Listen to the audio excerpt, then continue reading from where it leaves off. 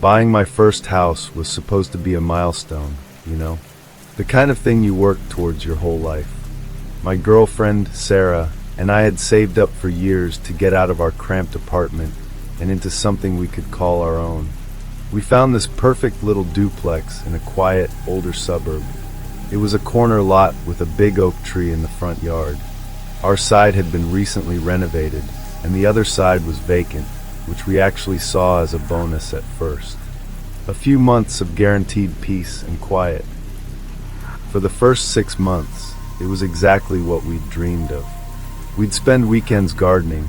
I set up my home office for my graphic design work, and Sarah finally had a kitchen big enough to try all the complex recipes she'd been bookmarking for years. We were happy. The only thing that was a little odd was the shared wall in the living room. It was paper thin. We could hear every little creak and groan from the empty unit next door, but we just chalked it up to the house settling. Then Martin moved in. He was an older guy, probably in his late 60s, with thinning white hair and glasses that were always perched on the end of his nose. He introduced himself the day he was moving in, shuffling over with a plate of store-bought cookies. He seemed harmless enough, if a little lonely. He told us he was a retired accountant and that his wife had passed away a few years back. He just wanted a smaller, quieter place. We made some small talk, offered to help with his boxes, which he politely declined, and went back inside, thinking we'd lucked out with a quiet, elderly neighbor. The first weird thing happened about a week later. I was grabbing our mail, and Martin was already at his mailbox. He smiled and handed me a package that had been delivered. "This came for you," he said. "Looks like those new noise-canceling headphones you ordered. Good choice. The reviews on that model are excellent." I just stood there for a second, a little stunned. I had ordered them, but the box was plain brown cardboard. There was no branding on it. I hadn't mentioned them to anyone but Sarah. I forced a smile and thanked him, figuring he must have just seen me browsing for them on my laptop through my window or something. A little weird, but explainable. A few weeks after that, things started to get more uncomfortable. I work from home, so my schedule is pretty consistent. I'd hear Martin's TV through the wall sometimes, always tuned to a classic movie channel.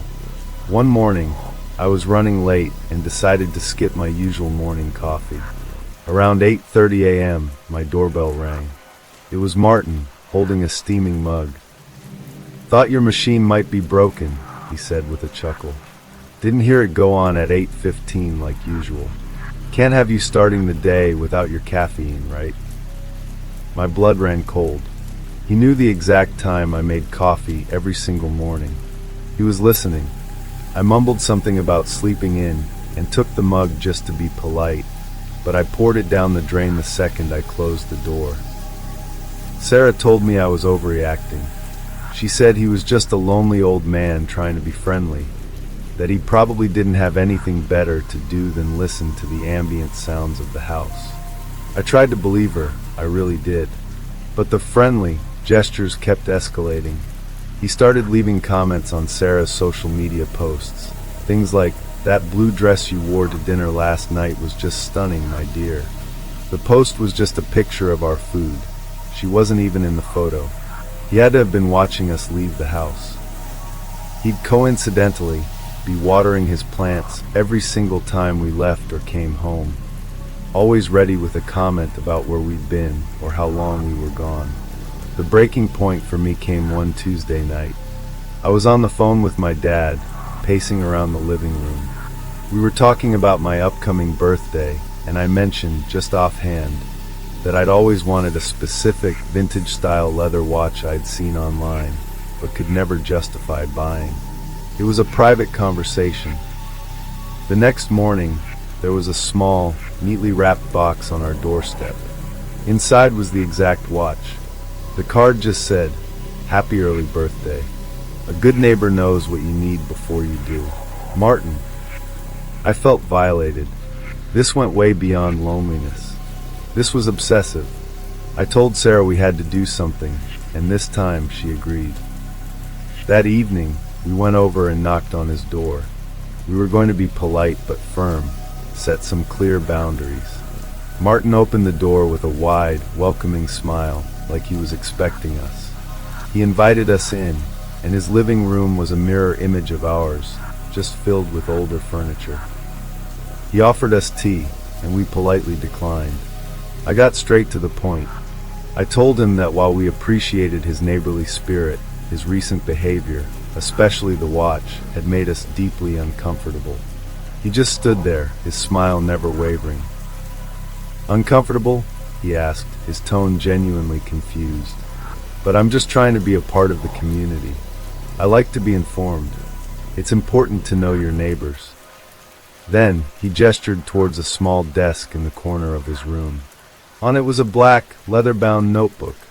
He walked over, picked it up, and opened it. "See," he said, his voice full of pride. "I keep track of everything. It helps me remember." He turned the notebook around for us to see. A detailed, minute-by-minute logbook of our lives. There were entries like, 7:03 p.m., Sarah returns from grocery store. Bought ice cream, probably for movie night. 11:22 p.m., argument in living room. Voices raised.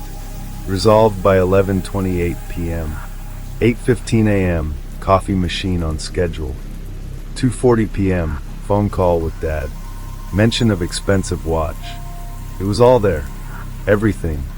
He had been listening to us through the wall, documenting every conversation, every routine, every single mundane detail of our existence. He wasn't just a lonely old man. He was a surveillance expert, and we were his full-time hobby. Sarah started to cry, and I just pulled her back towards the door. "Martin," I said, my voice shaking with rage, "you need to stay away from us. This is insane." His smile finally faded, replaced by a look of profound disappointment. "I was just trying to help," he said softly, as if we were the ones being unreasonable. A good neighbor is hard to find. We called the police, of course. They came and spoke to Martin, but what could they do? He hadn't technically broken any laws. It's not illegal to listen through your own wall or give your neighbor a gift. They told us to document everything and consider a restraining order, but that it would be hard to get without a direct threat. We didn't sleep that night. Every creak from the other side of the wall felt like an intrusion. We bought soundproofing panels the next day and spent the entire weekend installing them. We put up security cameras. We stopped talking in the living room altogether. Our dream home has become a prison. Martin doesn't talk to us anymore, but we know he's there. Sometimes, when I'm pulling into the driveway late at night, I'll see his silhouette in the window, perfectly still, just watching. We live next to a man who has cataloged our entire lives, and all we can do now is hope that he eventually finds a new subject. The hum of the tires on asphalt is a sound I used to find comforting. A steady, predictable rhythm for a steady, predictable life. I'm a surveyor, which means my office is usually my truck, and my work takes me down the kind of forgotten state highways that squiggle across maps like ignored afterthoughts. I was heading west through the Texas Panhandle in the long, hot stretch of late August. The sky was a bleached-out blue, and the heat shimmered off the road in waves, making the horizon dance. It was just another job, another long drive from one dusty plot of land to the next. I saw someone ahead. He wasn't thumbing for a ride, not in the classic sense. He was just standing beside a rusted cattle guard, his back to the road, staring out at the endless, flat expanse of scorched pasture land. He had a faded canvas backpack at his feet and wore a worn denim jacket despite the oppressive heat. Something about the stillness of his posture struck me as odd. People who are stuck out here are usually desperate, actively trying to flag someone down. He seemed to be just waiting. I'm not the kind of guy who picks up hitchhikers. You hear stories. But as I drove past, I glanced in my rearview mirror. He hadn't moved a muscle. He was just a statue in the heat. Against my better judgment, a feeling I can only describe as a weird sort of pity washed over me. Maybe his car broke down, and he'd already walked for miles. Maybe he was just tired of trying. I slowed, pulled my truck onto the gravel shoulder about 50 yards ahead of him, and put it in reverse. He watched me approach in his reflection in the side mirror, but didn't turn until my passenger window was level with him. He was older than I thought, maybe in his early 60s, with a face full of deep lines and eyes the color of a faded sky. "Need a lift?" I asked, trying to sound casual. He gave a slow, single nod. "Appreciate it," he said. His voice was raspy, like he hadn't used it in a while. He tossed his bag in the bed of the truck and climbed in, shutting the door with a soft click. The cab suddenly felt smaller. He brought the smell of sun-baked dust and something else, something metallic and faintly sour, in with him. "Where you headed?" I asked, pulling back onto the empty highway. "West," he said, not offering a town or a landmark, just a direction. "Same as you." I nodded, my hands tightening on the steering wheel. The small talk I'd prepared died on my lips. The silence stretched out, filled only by the drone of the engine and the whistle of the air conditioning. I glanced over at him a few times. He wasn't looking at the scenery or at me. His gaze was fixed on the passenger side mirror, watching the road we'd already traveled. It was unnerving, the intensity of his focus. It was as if he was expecting to see something. After about 10 minutes of this tense quiet, I couldn't take it anymore. "Everything all right back there?" I asked, trying for a light tone. He didn't look away from the mirror. "Just keeping an eye out." "For what?" He turned his head to look at me. His pale eyes were piercing. "Not cops." He turned back to the mirror. A cold knot formed in my stomach. The empty road, once a symbol of peaceful isolation, now felt menacing. Every rise and fall of the asphalt seemed to hide something just out of view. I found my own eyes darting to the rearview mirror. It was empty, just a long, straight ribbon of blacktop disappearing into the heat haze. We hadn't passed another car in almost half an hour. "There's a town up ahead, about 20 miles, I said, my voice a little too loud. "I can drop you there." "No," he said, the word sharp. "Don't stop in town." "Not there." "Why not?" He finally pulled his eyes from the mirror and settled them on the windshield. "Some places, they're just forks in the road. You take the wrong one, you don't get to turn back. That town's one of them." He spoke with a chilling certainty, as if stating a fact from a textbook no one else had ever read. My mind raced, trying to make sense of him. Was he a fugitive? Mentally ill? I just wanted him out of my truck. The easy silence of my solo drive was gone, replaced by a thick, anxious dread. He seemed to feel the shift in my mood. "You ever get the feeling you're being followed?" he asked, his voice low and conspiratorial. "Even when there's no one there?" I just shook my head, my mouth too dry to form a reply. "It happens out here," he continued, his eyes back on the mirror. "The road's long. Gives things time to catch up. Things you thought you left behind."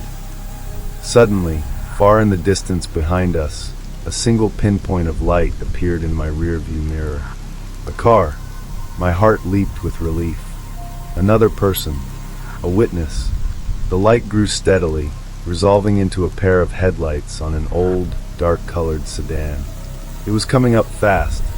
My passenger noticed it too. He sat up straighter, his whole body tensing. He watched the car in the mirror with an almost desperate focus. "Don't slow down," he whispered, his voice tight. "Whatever you do, don't you slow down." The sedan closed the distance with alarming speed. It wasn't trying to pass. It settled right behind my bumper, so close I couldn't see its grille, only the reflection of the sky on its windshield. I pressed down on the accelerator, my truck groaning as it picked up speed. The sedan matched my pace perfectly, sticking to me like a shadow. "They found me," the man breathed, a sound of pure despair. He fumbled with the door handle. "You gotta let me out." "What? Here? We're doing almost 90. "It's better than them catching me," he insisted, his hand still on the handle. He turned to me, his face pale with terror. "Please, just slow down enough. I'll take my chances." I didn't know what to do. The car behind us was relentless. There were no turn-offs, no side roads, nothing but the endless, empty panhandle on either side. I eased my foot off the gas, and as the truck slowed to 70, then 60, the man didn't wait. He wrenched the door open. The wind roared into the cab, a deafening explosion of sound. Without a second's hesitation, he launched himself out of the moving truck. I watched in horror as he hit the gravel shoulder, tumbling violently before coming to a stop in a cloud of dust. I slammed on the brakes, my truck swerving as it screeched to a halt. My heart was pounding against my ribs. In the rearview mirror, the dark sedan didn't stop for the man on the ground. It pulled around my truck, and as it passed, I saw two figures inside, their faces obscured by shadows, their heads turned not toward me, but toward the crumpled shape on the side of the road. Then, the car accelerated, disappearing over the next rise. I sat there for a full minute, my breath coming in ragged gasps. I threw the truck in park and jumped out, running back to where the man lay. He was a broken mess on the gravel, but he was conscious. He looked up at me, his pale eyes filled with a strange, final clarity. "You keep going," he wheezed, a trickle of blood at the corner of his mouth. "Don't tell anyone you saw me. You're not part of this." I pulled out my phone to call 911, but he grabbed my wrist with a surprising strength. "No," he rasped. "They'll find me either way. Just go." His grip loosened, and his eyes went vacant. By the time the distant wail of a siren reached my ears, a siren from a town I hadn't even reached yet, he was gone. I never told the police the full story. I said I found him on the side of the road, a victim of a hit and run. They took my statement, but I could tell they didn't quite believe me. I still drive those empty highways for work, but the hum of the tires is no longer a comfort. Now it just sounds like a prelude. And every time I glance in my rearview mirror and see nothing but empty roads stretching out behind me, I don't feel relief. I feel a deep, gnawing dread, and I hear his voice in my head. The road's long, gives things time to catch up. The drive across Nevada is a special kind of lonely. At 20 years old, I was halfway through a 12-hour trip back home from college for winter break, pushing my rattling Toyota through a landscape so empty it felt like the world had forgotten it was there. By 10 p.m., the coffee had worn off and my eyelids felt like they were lined with sand. Every flickering headlight in my rearview mirror made me jump. I promised myself I'd pull over at the next sign of life. That sign came in the form of a buzzing, pale blue neon sign that read Starlight INN, some letters long dead. It was a single-story, L-shaped building sitting 100 yards off the highway, surrounded by nothing but gravel and sagebrush. The parking lot held only one other vehicle, a rust-eaten pickup truck that looked like it hadn't moved since the Reagan administration. Every rational part of my brain screamed at me to keep driving, but my body was done. One night, I told myself, just a few hours of sleep. The lobby smelled of stale cigarette smoke and pine sol. Behind the counter, a thin old man with a deeply lined face was wiping the same spot on the laminate countertop with a greasy rag, over and over. He didn't look up until I cleared my throat. "Just one?" he asked, his voice raspy. I nodded. $28. Cash. He finally met my eyes, and they were pale, almost colorless. "Room 7. Right at the corner. Just you on this end of the building tonight. Nice and quiet for you." The way he said it felt less like a reassurance and more like a statement of fact. I handed over the cash, took the key, a real metal key on a worn plastic tag, and walked out into the cold desert air. Room 7 was at the very end of the building, its door facing the empty expanse of the desert. Inside, the air was cold and still. The room was clean in a superficial way. The bed was made with a thin, faded quilt, but the carpet had dark stains near the bathroom, and the air held a faint, sharp scent of bleach. I locked the door, wedged the room's only chair under the knob, and left my duffel bag on the floor. My stomach was growling, so I decided to drive to a 24-hour gas station a couple of miles back for some snacks. I was gone for maybe 15 minutes. When I got back, I unlocked the door, pushed the chair aside, and stepped inside. For a moment, everything looked exactly as I'd left it. Then I noticed the book I'd left on the nightstand. It was a paperback novel, and I distinctly remembered leaving it face down to mark my page. It was now closed, sitting perfectly square with the edge of the table. A cold thread of unease pulled tight in my stomach. I scanned the room. The window was still locked. My bag was untouched. The bathroom was empty. It was such a small thing, but it was wrong. I told myself I was just tired, misremembering, but I knew I wasn't. Someone had been in the room. I tried to shake it off, climbing into bed with my clothes still on. I lay there in the dark, listening to the hum of the ancient mini-fridge and the sound of the wind scraping against the building. That's when I heard the other sound. It came from the room next door, room 8. It was a rhythmic, metallic scraping. It was faint, but it was steady. I thought about what the clerk had said. Just you on this end of the building. I lay still, listening. The sound was methodical, like someone was patiently working at something. Maybe sharpening a tool, or trying to pry something open. It went on for what felt like an hour. Finally, I couldn't take it anymore. I reached for the old rotary phone on the nightstand to call the front desk. There was no dial tone. The line was completely dead. My unease curdled into genuine fear. I slipped out of bed and crept to the wall that separated my room from the next.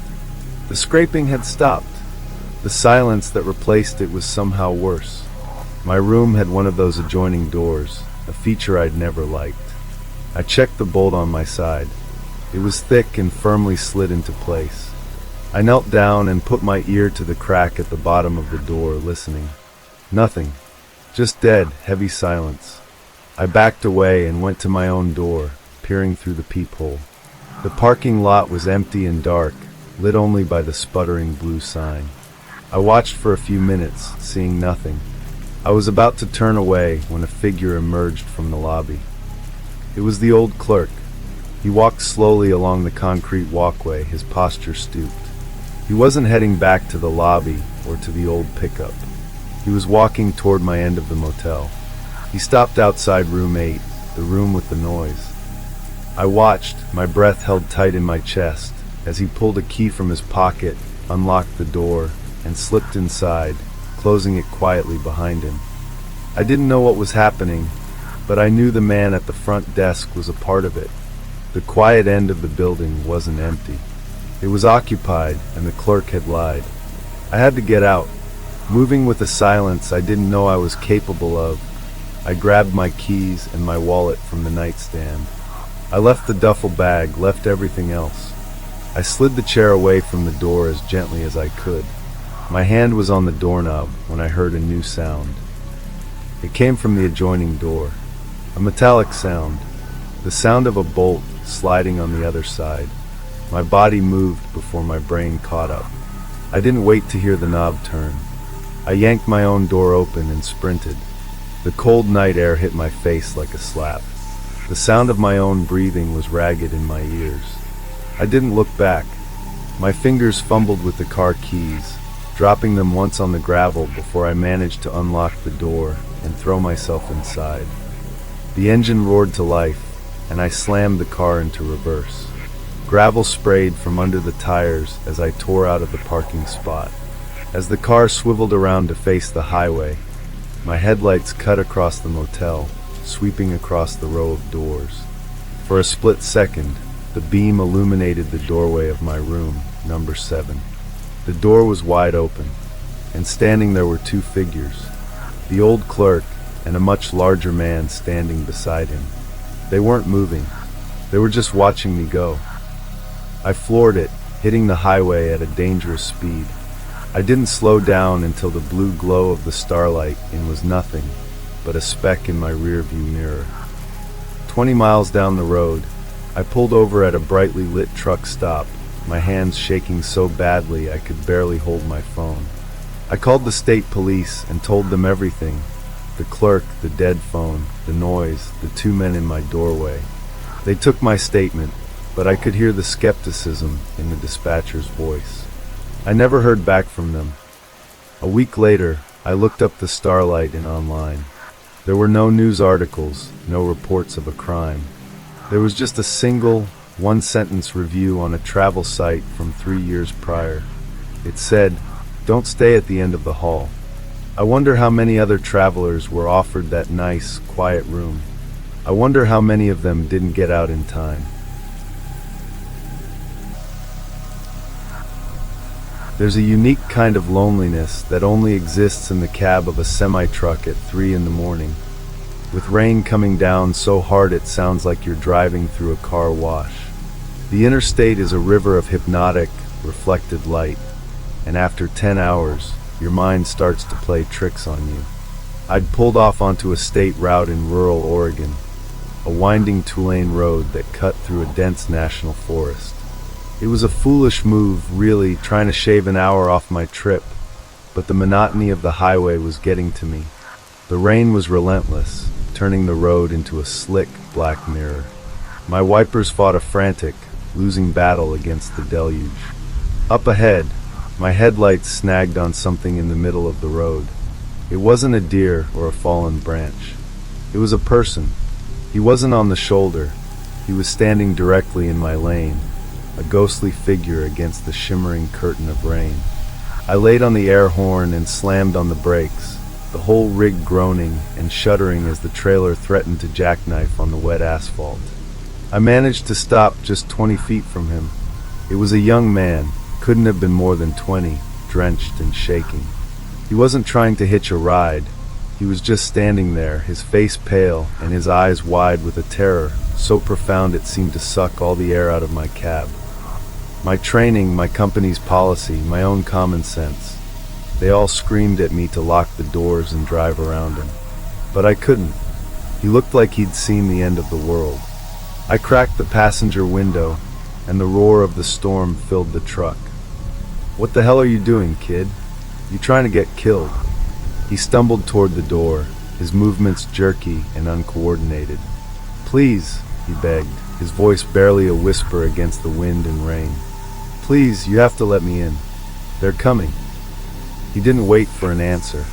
He yanked on the door handle, and against every instinct I had, I hit the button to unlock it.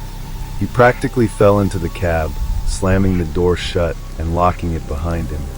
He huddled on the passenger seat, shivering uncontrollably, water pooling on the floor mat. He smelled of wet pine needles, mud, and raw fear.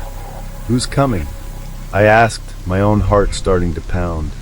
"Did your car break down?" He shook his head violently, his eyes darting to the dark, impenetrable wall of trees that lined the road. "No car," he stammered. "We were camping. My friends—" He buried his face in his hands, his shoulders shaking with sobs. I put the truck in gear and started driving again, slowly, my eyes scanning the darkness. "What happened out there?" He took a deep, ragged breath, trying to compose himself. "We heard noises. At first, we thought it was an animal, a bear maybe. But it wasn't. It was people. They didn't have lights. They just moved through the trees. They were quiet." He shuddered. "They took Sarah first. No scream, nothing. She was just gone. Then Mark went to look for her, and he didn't come back. I just ran." The story was frantic, disjointed, but the terror behind it was real. I looked in my mirrors. The road behind us was empty, just a black ribbon disappearing into the storm. "I need to call the police," I said, reaching for my phone. "No service," he yelped, grabbing my arm. "There's no service for miles out here. That's why we came, to get away from everything." His grip was surprisingly strong. "You can't stop. We just have to get to the next town. They'll have phones there." I drove on, the cab thick with a tense, heavy silence. The kid kept his eyes glued to the passenger side window, staring into the forest as if he expected a face to emerge from the darkness at any moment. The rain began to lessen slightly, but the road was becoming treacherous, with large pools of standing water. We rounded a sharp bend, and my headlights illuminated a massive fir tree lying across the entire road. It hadn't just fallen. The base of the trunk was splintered with fresh, clean cuts. It had been deliberately felled. "No," the kid whispered, his voice cracking with despair. "No, no, no. They knew. They knew we'd come this way." I threw the truck into reverse, my mind racing. I was in a 40-ton rig on a narrow, slick road. Turning around was impossible. "We have to go back," I said, my voice grim. "It's too late," he breathed, his eyes fixed on the woods behind us. "They're here." I followed his gaze, peering into the darkness beyond the rain-streaked mirror, and I saw it, just for a second, a flicker of movement between the trees. It wasn't an animal. It was tall and thin, and it moved with an unnerving, unnatural grace. Then another flicker further down. They weren't coming from the road. They were flanking us, emerging from the forest itself. The kid let out a strangled cry. He fumbled with the door handle, his face a mask of absolute resignation. "They can't take me," he whispered, more to himself than to me. "I won't let them." "Stay in the truck," I yelled, but he wasn't listening. He shoved the door open and scrambled out into the night. He didn't run back down the road. He scrambled across the ditch and plunged headlong into the dark, oppressive forest on the opposite side, disappearing into the blackness as if he'd been swallowed whole. I was alone, trapped between a barricade and an unseen, silent menace. I sat there for what felt like an eternity, the engine rumbling, every shadow in the woods seeming to move. I didn't see them again, but I could feel them. A cold, patient presence just beyond the reach of my headlights. I spent the entire night in that cab, doors locked, a tire iron in my lap, waiting for the dawn. When the sun finally rose, the rain had stopped. The woods were just woods again. I got out of the truck, my legs shaking. The felled tree was still there. Where the kid had run into the forest, there was nothing. No tracks in the mud, no broken branches. It was like he had never been there at all. I called the authorities on my satellite phone. They found the abandoned campsite he'd talked about, but no signs of a struggle and no sign of his friends. The kid, and the two friends he mentioned, were simply added to a long list of people who have vanished in the vast wilderness of the Pacific Northwest. I don't take shortcuts anymore, and sometimes when I'm driving those long, lonely stretches of highway at night, I'll see a flicker of movement in the trees at the edge of my vision, and I know with a chilling certainty that there are things out there that hunt in the rain, things that are quiet and patient. And I know that the roads don't belong to us. Sometimes they're just the paths that lead the prey to the slaughter.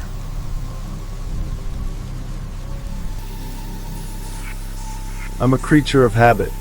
I think a lot of people say that, but for me it's the code I live by. My life is a collection of carefully constructed routines that keep the world feeling predictable. I wake up at 6 a.m. I eat the same thing for breakfast. I take the same route to my architecture firm. And at precisely 7 p.m., Monday through Friday, I'm at the gym. For years, the gym has been my sanctuary. It's a place of controlled chaos. Everyone is in their own world, focused on their own goals. You see the same faces every day. You give the same little head nod of acknowledgement, and that's it. It's perfectly anonymous. That's why I noticed him. In a place where I had every face and every routine memorized, he was new.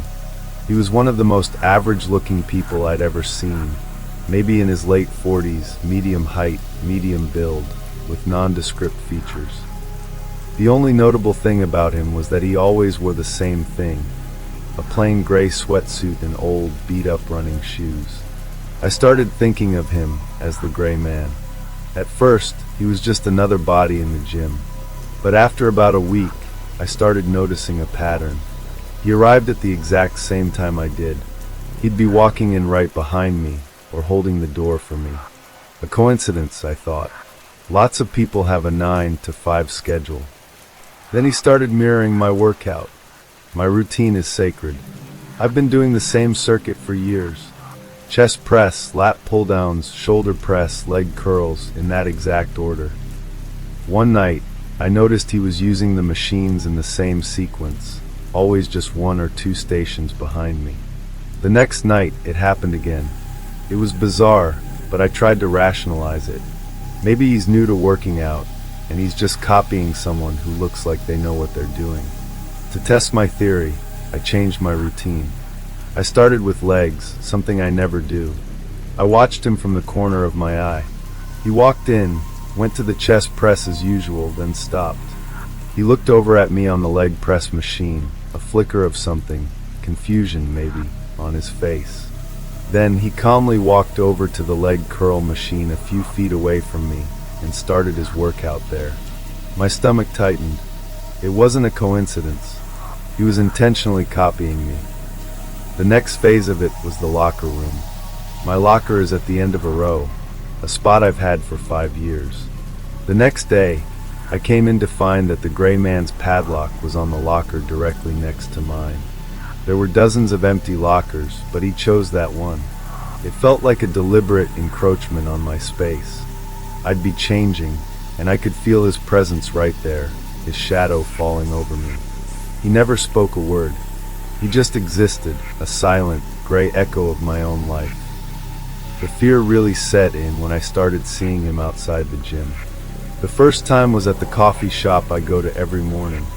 He was sitting at a corner table, stirring a black coffee, staring out the window. He didn't look at me, but his presence felt like a scream in the quiet room. A few days later, I saw him standing across the street from my office building during my lunch break, just looking up. He never interacted. He never threatened. He just appeared. He was a ghost haunting the edges of my routine. My life, which had once felt like a fortress of predictability, now felt like a script that someone else was reading over my shoulder. I couldn't take it anymore. One night at the gym, I finished my last set and saw him walking towards our lockers. I intercepted him. "Are you following me?" I asked. My voice came out harsher than I intended. He stopped and looked at me, his expression perfectly blank. For the first time, I saw his eyes up close. They were pale, watery, and utterly devoid of emotion. He didn't seem surprised or angry. He just blinked slowly. "I like your routine," he said, his voice a soft, dry rasp. "It's efficient, orderly. I find it calming." He said it like he was complimenting my choice of shoes. There was no malice in it, and that's what scared me the most. He wasn't trying to intimidate me. In his mind, what he was doing was perfectly logical. He had found a life he admired, and he was simply trying it on for size. I went straight to the gym's front desk and told the manager everything. They were hesitant at first, but I was borderline hysterical. I showed them my key fob check-in times for the past month and had them compare it to his. The pattern was undeniable. They agreed to speak with him. The next day, the manager told me the gray man had voluntarily canceled his membership. The relief I felt was immense. It was like I could finally breathe again. I went back to the gym that night, and the empty locker next to mine was a beautiful sight. My sanctuary was mine again. For a few weeks, life went back to normal. I started to feel less paranoid, convincing myself the nightmare was over. Then, I came home from work one evening. I walked in, dropped my keys in the ceramic bowl by the door like I always do, and went to the kitchen to get a glass of water. And then I stopped. Everything in my apartment was exactly as I had left it. The windows were locked, the deadbolt had been engaged. But one thing was wrong. A single coffee mug, one I'd used that morning, had been moved. I always leave it on the right side of the sink. Always. It was now sitting on the left side, perfectly centered on a coaster I never use. Nothing was stolen. Nothing was broken. It was just a mug. but it was a message, delivered with terrifying precision. It meant he had been in my home. He had found my address, he had gotten a key somehow, and he had walked through my private space. He had seen my life, my real life, not just the public routine. He wanted me to know that he could get to me anywhere. That no routine, no lock, no sanctuary was truly safe. He didn't just want to follow my life anymore. He wanted to prove he could step inside it whenever he wanted. I was a sales rep for a small pharmaceutical company, which is a fancy way of saying I spent 3 weeks out of every month driving through the forgotten parts of Appalachia, trying to convince small-town doctors to buy our new brand of antacids. The job paid well, but it was a lonely existence, defined by long highways and cheap motels. The Oakwood Lodge, nestled in a stretch of West Virginia woods, was my stop for the night. It was a standard 2-story affair, the kind of place where the ice machine is always broken and the carpets smell like damp regret. I checked in, got my key for room 214, and hauled my sample case up the creaking outdoor staircase. As I got to my door, I noticed the man in the room next to mine, 212. He was on his hands and knees on the concrete walkway, scrubbing a small, dark spot with a brush and a spray bottle. He worked with a strange, intense focus, his movements precise and repetitive. He was dressed in khaki pants and a neatly pressed polo shirt, looking more like a suburban dad on a weekend cleaning spree than a guest at a rundown motel. He didn't look up as I passed, his attention completely absorbed by his task. I locked my door behind me and dropped my bags. The room was what I expected, tired, brown, and functional. I ate a stale granola bar from my briefcase and tried to unwind, but I couldn't shake the image of the man next door. It was just odd. Later that night, as I was trying to sleep, I started hearing noises through the wall. It wasn't a TV or an argument. It was the distinct, rhythmic sound of cleaning, followed by the squeak of a cloth on a hard surface. It went on for hours. There were no breaks, no pauses. Just the steady, methodical sound of someone scrubbing their room from top to bottom in the middle of the night. At one point, a sharp, chemical smell, like industrial-strength bleach, seeped under the adjoining door. It was so strong it made my eyes water. I buried my face in a pillow, telling myself it was just some eccentric neat freak, and eventually fell into a restless sleep. The next morning, as I was heading to my car, the man from 212 was outside again. He was wiping down the door of his room with a clean white cloth. He looked up as I approached and gave me a polite, almost vacant smile. "Morning," he said. His voice was calm and even. He was clean-shaven, and his clothes were immaculate. "Morning," I replied, trying to sound casual. "Headed out for the day?" he asked, his eyes briefly flicking to my sample case. "Gotta be careful on these roads. Easy to get turned around out here. A man could disappear, and no one would find him for weeks." He said it with the same pleasant tone someone might use to comment on the weather. A chill crept down my spine that had nothing to do with the morning air. "Right. Well, have a good one," I mumbled and walked quickly to my car. As I drove away, I could feel his eyes on me. My day was a blur of failed sales pitches and bad coffee. All I could think about was the man in room 212. I considered finding a different motel for the night, but a stubborn part of me refused to be spooked by a weird neighbor. It was just a guy who liked to clean. I got back to the Oakwood Lodge just after sunset. The man's car, a nondescript brown sedan, was still parked in its spot. The light was on in his room. I went into my own room, locked the deadbolt, and wedged a chair under the knob. I told myself I was being paranoid. The sound started again around 10 p.m. But this time it wasn't cleaning. It was a series of dull, heavy thuds. It sounded like someone was repeatedly dropping a heavy bag of laundry, or maybe tenderizing a large piece of meat. The rhythm was steady, almost meditative. It went on for 20 minutes, then stopped. The silence that followed was absolute. I sat on the edge of my bed, every muscle in my body tensed. My curiosity warred with my fear, and curiosity won. I had to see what was happening. The rooms had large windows facing the parking lot. If I turned off my lights, I might be able to see into his room without being seen. I killed the lights and crept to the window, pulling the curtain back an inch. His curtains were partially open, offering a narrow slice of his room. What I saw made the air freeze in my lungs. The man was on the floor, on his knees. The motel room's cheap art and the headboard from the bed had been removed from the wall and were stacked neatly in a corner. He had a large, rolled-up object in front of him, wrapped in thick, industrial plastic sheeting. It was roughly the size and shape of a human body. He wasn't panicked or rushed. He was working with the same calm, meticulous focus I'd seen earlier, pulling a roll of duct tape taut and carefully sealing every seam. His movements were efficient, practiced. As I watched, my foot bumped the leg of the desk. It wasn't a loud noise, but in the silence, it felt like a gunshot. The man in room 212 stopped what he was doing. He slowly lifted his head, and his blank eyes turned directly toward my window. He stared right at me. He couldn't have seen me in the dark, but he knew. He knew I was watching. He didn't move.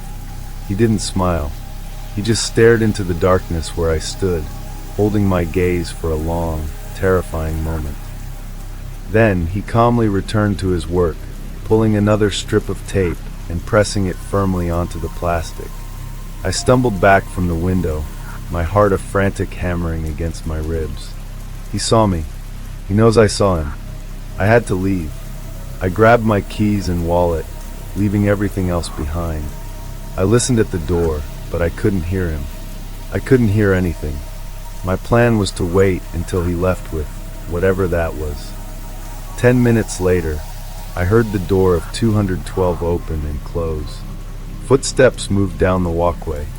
A car door opened, then shut. An engine started. I waited, listening, until the sound of the engine faded down the road. This was my chance. I yanked the chair away, unlocked the door, and sprinted down the stairs and across the lot to my car. I threw myself inside, jamming the key into the ignition. As I slammed the car into drive and squealed out of the parking space, my headlights swept across the far end of the lot. And there, parked in the shadows under a large oak tree, was the brown sedan. The engine was off. The lights were out. The man was sitting in the driver's seat, his head turned, watching me. He had never left. He had just moved his car and waited. I didn't hesitate. I floored it, roaring past him and onto the highway. I didn't look in my rearview mirror. I just drove, pushing my car as fast as it would go, until the lights of the Oakwood Lodge were long gone.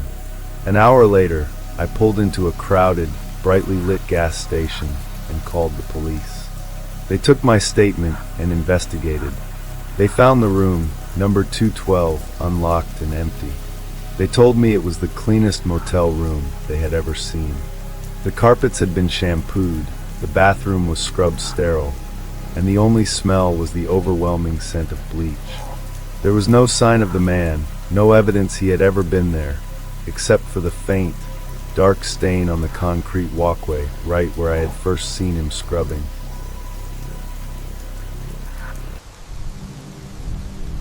The forest in northern Arizona is a different kind of dark. It's a heavy, absorbing blackness that swallows the beams of your headlights just a few yards from the bumper. I was making my way south on a two-lane highway that cut straight through the Coconino National Forest, a route I'd taken a dozen times to visit my brother in Flagstaff. It was late, well past midnight, and a thick, low-lying fog was rolling in, clinging to the pines and blurring the edges of the world. My only company was the crackle of a distant AM radio station playing classic country. The flicker of hazard lights ahead was the first sign of life I'd seen in nearly an hour. They pulsed weakly through the dense fog, an orange heartbeat in the gloom. As I slowed, the shape of a sedan materialized, parked half on the shoulder, half in the ditch.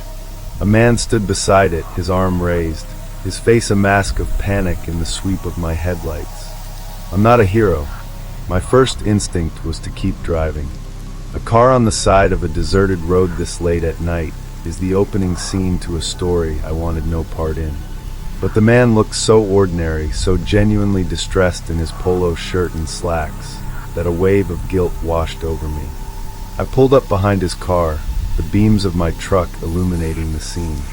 He rushed to my window before I'd even rolled it down completely. "Thank God," he gasped, his breath fogging in the cool night air. "My wife. I think she's having a severe panic attack or something. She can't breathe. My phone's dead, and I can't get a signal out here anyway." I looked past him. In the passenger seat of his car, a woman was slumped against the window, her silhouette barely visible. "The hospital in Flagstaff is about 40 minutes from here," I said. "Hop in." "Thank you, God, thank you," he said, the relief in his voice so thick it felt genuine. He hurried to the passenger side of his car and gently helped the woman out. She was limp in his arms, her head lolling. He supported her as he guided her to my truck, opening the rear door and carefully settling her in the back seat. He climbed in beside her, pulling the door shut with a solid thud. "I'm David," he said, turning to me. "And that's Sarah. I'm so sorry about this. She's never had one this bad before." "Don't worry about it," I said, pulling back onto the road. "We'll get her there." I drove, my eyes on the fog-shrouded road. For the first few minutes, the only sounds were the hum of my engine and David's soft, murmuring assurances to his wife. I glanced in the rearview mirror. He was stroking her hair, but his grip seemed tight, his fingers tangled in the strands. Sarah was motionless, her face turned away from me, hidden in shadow. A strange detail snagged my attention. The cuff of her sweater was dark and damp, not with water, but with what looked like mud and pine needles, as if she'd been on the ground. "You said it was a panic attack?" I asked, trying to fill the oppressive silence. "Yeah, I think so," David answered quickly. A little too quickly. We pulled over to look at the stars, and it just came out of nowhere. The darkness, I guess. We pulled over to look at the stars. In this fog, a tiny alarm bell went off in the back of my mind. It was a small inconsistency, but it was enough. I took another look in the mirror. This time, a sliver of moonlight broke through the fog and caught her face. I saw it clearly for just a second, a dark, ugly bruise swelling beneath her eye. My blood went cold. Panic attacks don't leave bruises. Sarah must have felt my eyes on her. Her own eyes, wide and terrified, flickered up to meet mine in the mirror. She gave the smallest, most desperate shake of her head, a tiny, silent plea that screamed louder than any sound I had ever heard. My hands clenched the steering wheel. This wasn't a rescue. It was an abduction. I was the getaway driver. "You know," David said, his voice suddenly losing its frantic edge, replaced by something colder, "I think the clinic in Munns Park would be better. It's closer. Just take that service road up on the right." He was pointing to a dark, unpaved turnoff, marked only by a faded wooden sign. It looked like a tunnel into absolute blackness. "No, the hospital is the best place for her. It's better equipped." "She doesn't need a hospital," David snapped, his friendly facade cracking. "I know what she needs. Take the turn." "I'm going to stick to the highway," I said, my heart hammering against my ribs. I kept my eyes fixed on the road ahead, afraid of what I'd see in the mirror. "I think you'll do what I say," he said, his voice low and menacing. I heard a faint rustling in the back seat, then a sharp, metallic click. I didn't have to see it to know what it was. He had a knife. I'd seen the pocket clip on his pants when he first approached my truck. My mind was a blank wall of sheer terror. The deserted road, the fog, the man with a weapon in my back seat. It was a trap, and I had driven right into it. Then chaos erupted. With a surge of strength I wouldn't have thought possible, Sarah lunged forward. She didn't scream. She threw her entire body between the front seats, her hands grabbing the steering wheel. She yanked it hard to the right. The truck veered violently, tires screeching on the wet asphalt. David cursed, caught off guard. We jolted off the road, crashing through a shallow ditch and coming to an abrupt, bone-jarring halt as the front bumper slammed into a thick pine tree. My airbag deployed in a suffocating cloud of white powder. For a moment, there was only the ringing in my ears and the hiss of the ruptured radiator. Through the haze, I saw Sarah shove her door open and scramble out, stumbling into the dark, foggy woods. David, enraged, untangled himself and lunged out of the truck after her, his silhouette quickly swallowed by the night and the trees. I was alone, gasping for air, the smell of gunpowder and pine filling my wrecked truck. I fumbled for my phone, my hands shaking so badly it took 3 tries to dial 911. The dispatcher's calm voice was the most beautiful sound I had ever heard. The police found his sedan, but he and Sarah were gone. They told me later the car had been stolen 2 states away. For weeks, I had nightmares about her terrified eyes in my rearview mirror. I imagined the worst, that he'd caught her out there in the dark. It was almost 2 months later when I saw a news story. A woman had been found wandering on a logging road 30 miles from where my truck had crashed. She was malnourished and dehydrated, but she was alive. She told them a story about a man who would stage breakdowns, using her as bait to lure in helpful strangers. They were his intended victims.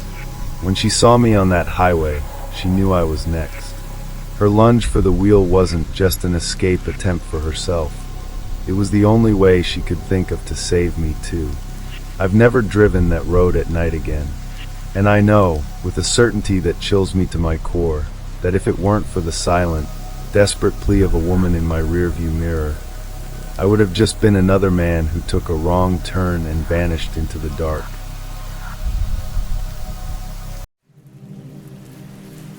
My friend Josh and I were heading to a music festival in Asheville, taking what we thought was a shortcut through the mountains. By nightfall, Shortcut had turned into Hopelessly Lost. The winding roads were pitch black, my phone's GPS had died hours ago, and the last sign of civilization had been a boarded-up gas station. Josh was in the passenger seat, oblivious, the glow of his phone painting his face blue as he scrolled through social media. My knuckles were white on the steering wheel. Just as I was about to pull over and sleep in the car, a soft, hazy light appeared around a curve. It was a vacancy sign, its looping script reading, the Whispering Pines Motor Court. It was an old-fashioned, single-story motel, the kind with a little office out front. It looked clean enough, and at that point, anything with 4 walls and a lock would do. The woman behind the front desk gave us a wide, fixed smile. Her blonde hair was sprayed into a solid-looking helmet. "Just the 2 of you boys tonight?" she asked, her voice a little too sweet. "Well, you are in for a treat. I've got the perfect room for you.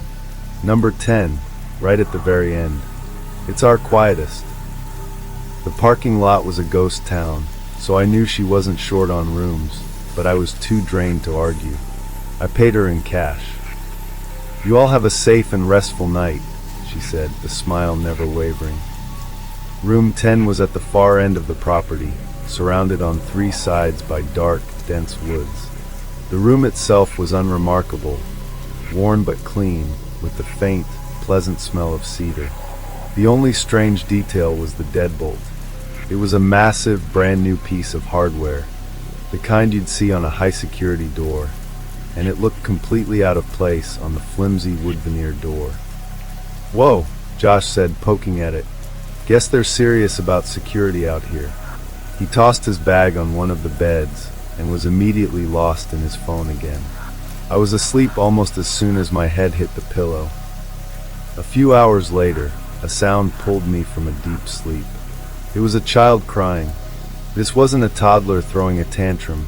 It was a raw, panicked sobbing that made the hair on my arms stand up. It was coming from the room right next door. The crying was interrupted by the low rumble of a man's voice. I couldn't make out the words, just an angry, threatening tone. The child would go quiet for a moment, then the heartbreaking sobs would start again. "Dude, you hear that?" Josh whispered from the other bed. He'd finally put his phone down. "Yeah," I said, sitting up. "Sounds bad." My first instinct was to go over there, to knock on the door, to do something. But what if the guy got violent? "Man, I don't know," Josh said, echoing my thoughts. "Sounds like we should just stay out of it. Not our business." He was probably right. Still, I couldn't relax. The crying went on for a few more minutes, then it just stopped. It didn't fade out, it cut off, as if a plug had been pulled. The sudden silence was more disturbing than the noise had been. I lay there for a long time, listening to the sound of my own heart beating in the oppressive quiet. I finally dozed off, only to be woken again by the sound of a vehicle pulling up outside. I slid out of bed and moved to the window, carefully parting the curtains. A plain white van with no side windows was parked in front of room 11. The driver's door opened and a big guy, built like a linebacker, got out. He walked right up to the door next to ours and, without knocking, used a key to get in. A cold dread washed over me. This wasn't some family problem. This was something else entirely. I stayed at the window, my muscles tensed. A minute later, the door to room 11 opened again. The big man walked out, followed by the woman from the front desk, the one with the perfect blonde hair. They didn't have a child with them. They didn't have any bags. They calmly got into the van and drove off into the night. It hit me like a physical blow. The overly sweet welcome. The insistence on giving us the quiet room at the end. The heavy-duty lock. The crying hadn't been real. It was a recording. It was bait. They were waiting for one of us to go next door, to be a hero. They were counting on someone hearing that desperate sound and stepping out to help. The big lock wasn't to keep a threat out. It was to keep one of us in while the other walked right into their trap. "Josh, get up. Now. We have to go." "What are you talking about?" "Just get your stuff. Don't make any noise." He saw the look on my face and didn't argue. We moved in the dark, stuffing our clothes into our bags. Every rustle of fabric, every soft thud of a shoe hitting the floor, sounded like an explosion. I moved the chair I'd wedged under the knob and slowly, silently unlocked the door. We slipped out into the cold mountain air. We walked, fast but not running, across the gravel lot to my car. My hand was shaking so badly, it took me 3 tries to get the key in the door. We got in, and I started the engine. The sound seemed to roar through the silent night. As I sped out of the lot and back onto the winding road, I didn't look back. We drove for 10 minutes in complete silence before either of us could speak. Then up ahead, I saw a pair of headlights coming toward us. As the vehicle got closer, a knot of ice formed in my gut. It was a white, windowless van. It swept past us, and in my rearview mirror, I saw its brake lights flash. Then, its turn signal blinked on as it swung back into the entrance of the Whispering Pines. They were coming back for us. We didn't stop until we were on the outskirts of Knoxville, in the bright, fluorescent safety of a gas station. I called the state police and told them everything. They sent a car out, but it was too late. The Whispering Pines motor court was deserted. The office was unlocked, and in room 11, they found nothing but a small speaker on the bedside table, ready for the next person who decided to take the scenic route. For the last couple of years, my life has been pretty monotonous, and honestly, I liked it that way. I'm a data analyst for a big finance company, and the hours are brutal. Most days, I'm working from my apartment from sunrise until well after sunset. I live on the 12th floor of a modern, secure high-rise downtown.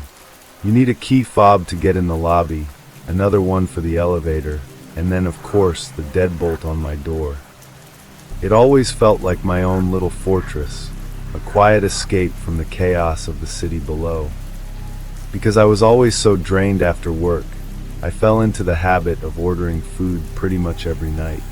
It was just easier.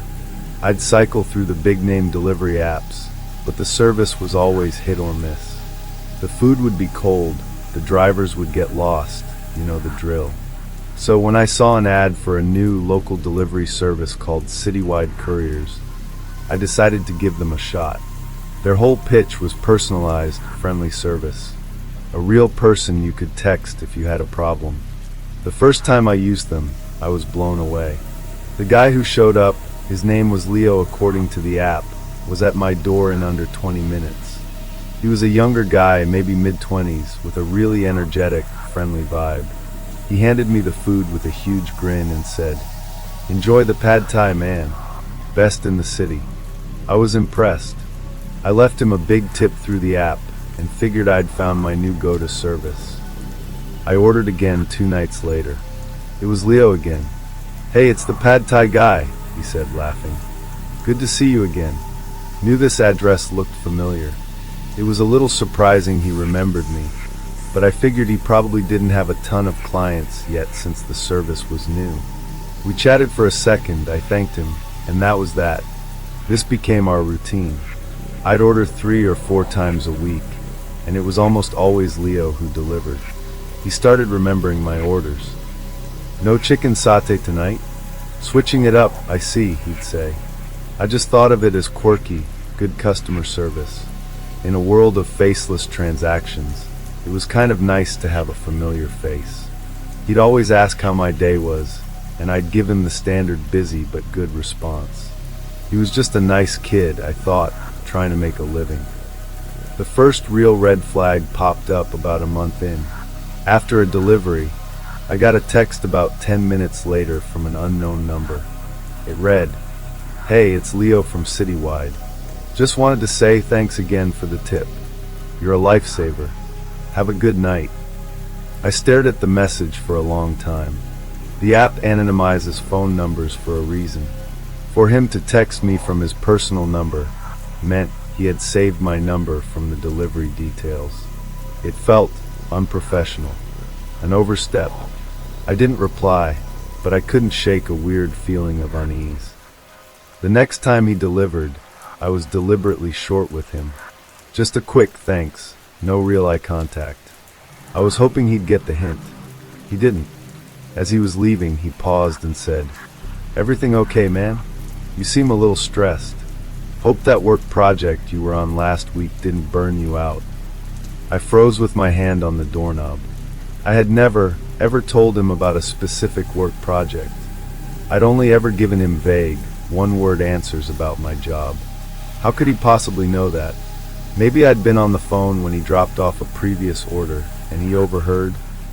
I tried to rationalize it, but the explanations were getting thinner and thinner. From that point on, I stopped using the service. I went back to the big, impersonal apps. I just wanted to be another anonymous order number. For about 2 weeks, it was quiet. The unease started to fade, and I thought the whole weird chapter was over. Then, the text started again. "Hey man, haven't seen you order in a while. Everything good? Hope you're not sick." I ignored it. A day later, another one. "Tried that Indian place you liked last night. You're right, it's killer. You have good taste." He knew my order history. He was thinking about me when he wasn't working. This was no longer a customer service thing. This was an obsession. I blocked his number. The next evening, I was on a video call with my team when my buzzer rang. I wasn't expecting anyone. I figured it was a package, so I buzzed them up. A few minutes later, there was a knock at my door. I looked through the peephole, and my heart sank into my stomach. It was Leo. He wasn't in uniform. He was just standing there in a hoodie, holding a single, greasy-looking paper bag. I didn't open the door. I just stood there, completely silent, hoping he would think I wasn't home. "I know you're in there," he said, his voice muffled through the door. It had lost its cheerful edge. It was flat. "I brought you dinner, from your favorite place. It's on me." He was trying to sound nice, but there was an unnerving insistence in his tone. "Just open the door, man. I just want to talk." I backed away from the door, grabbed my phone, and whispered to the 911 operator that there was a man I didn't know refusing to leave my apartment door. As I was on the phone, I heard the crinkle of the bag being set down. Then, his footsteps receding down the hall. By the time the police arrived, he was long gone. All that was left was a cold bag of pad thai sitting on my doormat. The police took my statement, but they were pretty blunt about the situation. Without a direct threat of violence, he was just a guy who had brought me food. Trespassing in a high-rise is hard to prove. They told me to call them if he came back. He didn't come back, but what he did was worse. The next day, I got an email to my personal address, an address I have no idea how he got. The subject line was just my name. The body of the email was a single photo.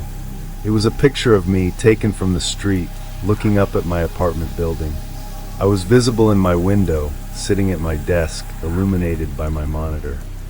It was time-stamped from the previous night, just before he had come up to my door.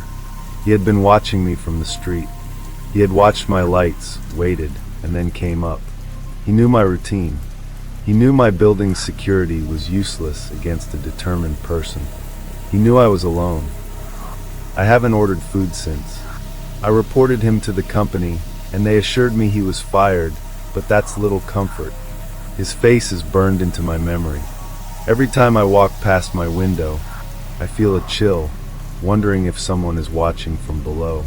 Every time I hear a knock, my heart hammers against my ribs. My home, my fortress on the 12th floor, no longer feels safe. It just feels like a well-lit cage with a really good view of the street below.